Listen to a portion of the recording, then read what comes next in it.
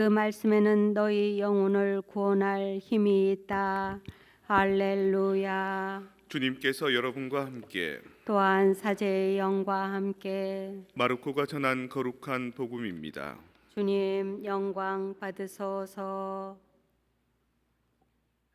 그때에 예수님께서 티로 지역으로 가셨다. 그리고 어떤 집으로 들어가셨는데 아무에게도 알려지기를 원하지 않으셨으나 결국 숨어 계실 수가 없었다. 더러운 영이 들린 딸을 둔 어떤 부인이 곧바로 예수님의 소문을 듣고 와서 그분 발 앞에 엎드렸다.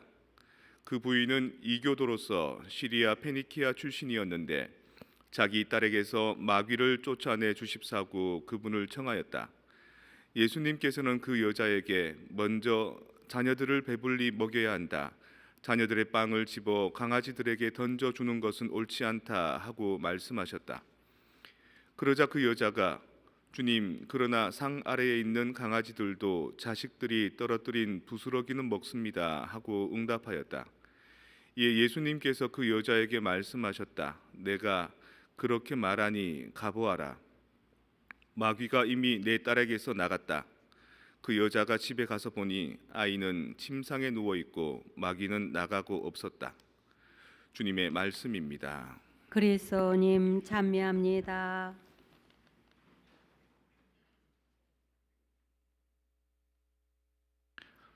아담이란 말은 사람이란 뜻입니다. 하아담 그러고요. 또 하와를 일컬어서도 원래 성경 원문의 히브리서에서는 하와라고 하지 않습니다. 아담아 이렇게 부릅니다. 그러니까 사람의 여성형인 겁니다. 주 하느님께서 말씀하셨다. 사람이 혼자 있는 것이 좋지 않으니 그에게 알맞은 협력자를 만들어 주겠다. 그러면서 짐승들을 만들어 줍니다. 손으로 이렇게 빚어서 흙을 빚어서 온갖 짐승과 하늘의 온갖 새를 빚으신 다음 사람한테 데려가서 사람이 그것들을 어떻게 이름 부르냐, 어떻게 이름 짓냐라고 지켜보셨답니다. 아이한테 선물 주고 어떻게 가지고 노느냐 보듯이. 그래도 사람은 외롭습니다. 쓸쓸합니다. 짐승이 있어도 뭐 말이 통합니까? 마음을 알아줍니까? 그래서 하느님께서는 마지막으로 사람을 잠들게 하고 그 갈빗대에서 여자를 만들어줬다 그럽니다. 근데 이걸 가지고 이제 혹자들은 남자가 먼저 생겼고 여자란 존재는 남자의 갈빗대에서 나왔기 때문에 여자는 남자에게 복종해야 된다라고 해석하거든요. 그거는 남성들이 그 당시에 학문을 했고 남성들이 글을 썼고 남성들이 해석을 했기 때문에 그런 겁니다. 오히려 그걸 다르게 본다면 사람도 흙으로 만들고 짐승도 흙으로 만드는데 그 사람 중에 특별히 여자는 소재 자체가 다른 겁니다. 사람에게서 살에서 뼈에서 만든 겁니다. 더 고귀한 존재고 더 섬세한 존재고 더 귀중한 존재라는 거죠. 실제로 생물학적으로도 남성보다 여성이 훨씬 진화된 존재거든요. 남자들이 추위에 견디거나 남자들이 더위에 견디거나 남자들이 배고픈 걸 참는 것보다 여성들이 생물학적으로 훨씬 더 인내하고 더 잘 참는다 그럽니다. 남자들이 실수하는 것보다 여성들이 실수하는 게 훨씬 적고요. 남자들이 사고 치는 것보다 여성들이 옆에 있어야지만 남자들이 덜 사고 치는 게 심리적인 구조도 그렇습니다. 똑같은 아이들을 키워봐도 학교에서 어느 수준이 지나면 여자아이들이 훨씬 성장이 빠르고 지혜도 빠르죠. 그래서 여자들이 항상 거의 자기보다 나이 많은 남자와 함께 결혼하지 않습니까? 남자들이 한 두세 살 더 먹어야지 이제 그 여자하고 수준이 이제 비슷한 거죠. 아무튼 오늘 하느님께서는 흙으로 뭐를 꾸물꾸물 이렇게 만드셔서 그 온 세상을 이렇게 만드신 거죠. 불가사리라는 그 조선 시대 고려 말기에 그 괴물이 있습니다. 괴자는 괴상할 괴자, 도저히 사람들의 머리로는 이해할 수 없는 것을 괴자라 그러거든요. 그래서 괴질, 코로나 바이러스 같은 게 괴질이지 않습니까? 이때까지 없었던 감당할 수 없는 것들. 사물들 중에서도 괴물이 있습니다. 도대체 저걸 어떻게 감당해야 될지 모르는 괴물의 대명사가 불가사리인데 아닐 불자에 가능할 가짜, 죽일 살자. 죽이는 게 불가능하다는 겁니다. 불가사리는. 어떻게 생겨났느냐? 고려 말기 조선 초기에 이제 고려 시대 내내 이제 불교 중심으로 돌아가다가 이제 고려 말이나 조선 초쯤 되면 그 불교가 흥행한 것이 이렇게 반대의 영향도 주거든요. 개신교 교회도 가톨릭 성당도 한때 그런 때 있지 않습니까? 타락했을 때 그런 것처럼 이제 불교도 그랬던 건지 정부에서 이제 스님들을 잡아들입니다. 머리 깎은 스님만 보면 다 잡아들이는데 어떤 스님이 여동생 집에 가서 숨었던 거죠.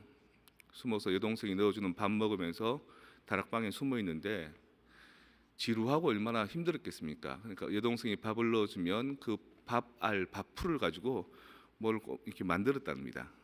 만들었는데 어느 날 그 밥풀로 만든 게 움직이더라는 거죠. 그래서 이게 뭔가 싶어서 그 바늘로 그 움직이는 밥풀로 빚은 것을 움직이는데 갖다 대니까 그거를 잘라 먹더라는 겁니다. 쇠를. 근데 쇠를 잘라 먹더니만 조금씩 커지더라는 거죠.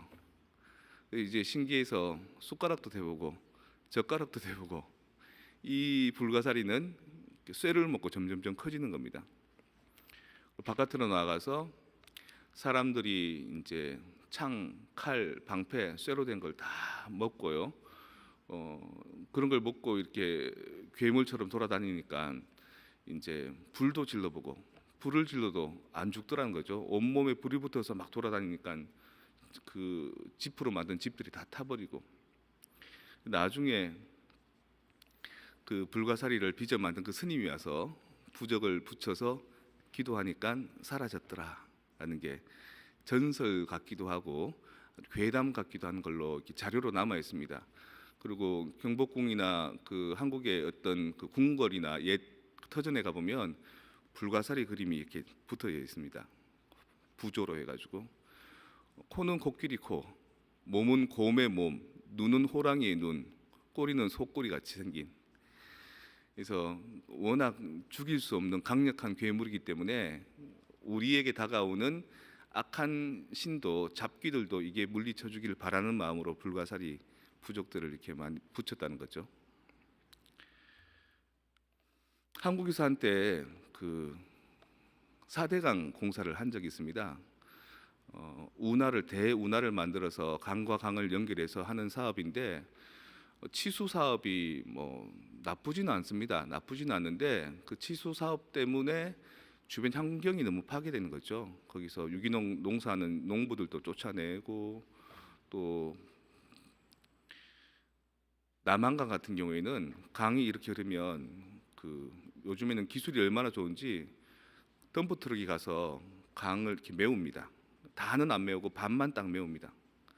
그래서 차들이 드나들 수 있도록 포크레인이 드나들 수 있도록 그 다음에 이쪽은 다 메우고 그 다음 이쪽 공사를 하면서 이쪽을 다시 트는 거죠. 그래서 강의 깊이를 파는 겁니다. 근데 물은 잠시 메웠다가 하면 흐르는데 그 사이에 거기 있던 물고기들이 다 죽어버립니다. 물고기뿐만 아니라 미생물들 거기 서식하는 모든 것들이 생태계가 완전히 파괴돼 버리는 거죠. 그래서 제가 글을 쓰기를 불가사리라는 글을 쓰고 저 포크레인이 저 덤프트럭이 이렇게 우리 생태계를 파괴하는 게 저게 불가사리다. 국가 발전을 위해서 뭐 다른 어떤 이슈를 위해서 하는 것도 가능하지만 사실은 저것 때문에 우리의 생태계가 파괴된다. 나는 프란치스칸으로서 이렇게 만물들이 함께 공존하기를 바라는데 우리 인간의 문명의 이기로 너무 그렇게 하는 건 좋지 않다라는 측면에서 불가사리라는 글을 썼고요.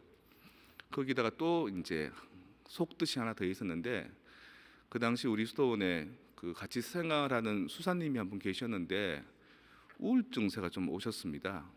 그런데 그분이 우울증이 있으면 잠 조절을 잘 못하거든요. 늦게 일어날 수밖에 없고 늦게 일어나니까 부끄럽고 공동기도 공동생활 못하고 배는 고프니까 이제 우리가 다 밥 먹고 가면은 나중에 내려와서 접시에다가 먹을 거 담아가지고 갖고 올라가는 거죠. 과일도 접시에 담아서 칼을 하고 갖고 올라가고 어느 날 밥을 먹으려 그러니까 접시가 없는 겁니다. 한두 개밖에. 과도도 없는 겁니다. 그래서 야 이게 다 어디 갔냐 그랬더니 알고 보니까 그 수사님 방에 다 들어있는 겁니다. 설거지도 안 되게. 어떻게 보면 안타깝죠. 하지만 어떻게 보면 야단 맞아야 됩니다. 그래서 그거를 쓴 게 그 접시도 밥만 먹는 게 아니라 접시도 씹어 먹고 과도도 씹어 먹고 그래서 집에 있는 모든 그 식자재들도 다 씹어 먹어버리는 그거 불가사리 아니냐. 그리고 더 나아가서 자기도 건강하게 그 건전한 삶을 살고 싶지만 그 우울함이 그 사람으로 하여금 숨게 만들고 또 자꾸 욕먹게 만들고 자기 자신을 자괴감을 주게 하는 그 심리의 상태가 이게 불가사리다. 마치 창칼로도 이기지 못하는 불을 질러도 이기지 못하는 그 불가사리처럼 우리의 영혼 안에는 우리의 내면 안에는 나태와 게으름이라는 불가사리가 살고 있는지도 모른다. 쇠에서 나온 녹이 쇠를 집어삼키듯이 내 안에서 나온 나태와 게으름이 나를 집어삼키고 내 안에서 나온 우울감이 나를 집어삼키는 경우들은 참 많습니다. 우리도 가볍게는 몇 번씩 그런 고비들을 많이 넘겼을 겁니다. 그리고 어떤 사람은 아주 심하게 지금도 그런 고통 중에 있는 겁니다. 이런 경우에 어떻게 탈출할 수 있고 어떻게 해결할 수 있고 어떻게 그 불가사리 괴물을 이길 수 있느냐. 시로페니키아 여인이 예수님한테 주님, 제 딸아이가 마귀에 들렸습니다. 고쳐주십시오. 시리아 페니키아는 저 이스라엘 북쪽이거든요. 그리고 종교 자체가 다르기도 하고 민족 자체가 다릅니다. 근데 이 여인이 찾아오니까 예수님께서 먼저 이스라엘 백성들을 나를 믿고 따르고 하느님을 믿는 자녀들을 배불리 먹여야 되지 자녀들을 빵을 강아지들에게 던져줄 수 없다 이렇게 냉혹하게 말씀하십니다. 근데 이 여인의 믿음이 놀라운 게 주님 그렇긴 하지만 상 아래에 있는 강아지도 아이들이 떨어뜨린 부스러기는 먹지 않습니까? 라고 겸손하게 또 매달리고 또 두드리고 또 애원합니다. 예수님께서 내가 그렇게 말하니 가봐라. 마귀가 이미 내 딸에게서 나갔다라고 치유 기적을 행해 주시는 겁니다.